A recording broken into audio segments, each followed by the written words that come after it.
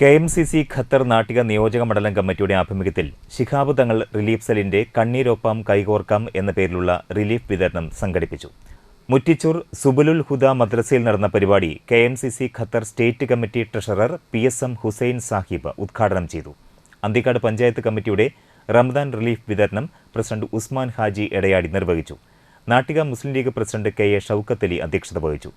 Naushad Paralam, Sathar PA, KA Haroon Rasheed, Muslim League മുൻ സംസ്ഥാന vice president ABA Bakkar Haji, Muslim League Nattika നിയോജക മണ്ഡലം general secretary KS Rahmathulla, Pravasi League ജില്ലാ committee president CK Ashraf Ali, KA Khalid, PK Khalid, Qatar KMCC ജില്ലാ ട്രഷറർ നസീർ വാടനപ്പള്ളി, മുഹസിൻ തളിക്കുളം, സലീം അന്തിക്കാട് എന്നിവർ സംസാരിച്ചു.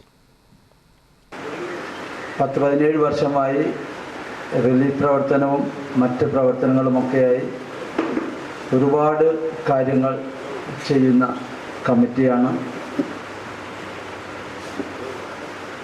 ഖത്തർ KMCC നിങ്ങൾക്കറിയാം,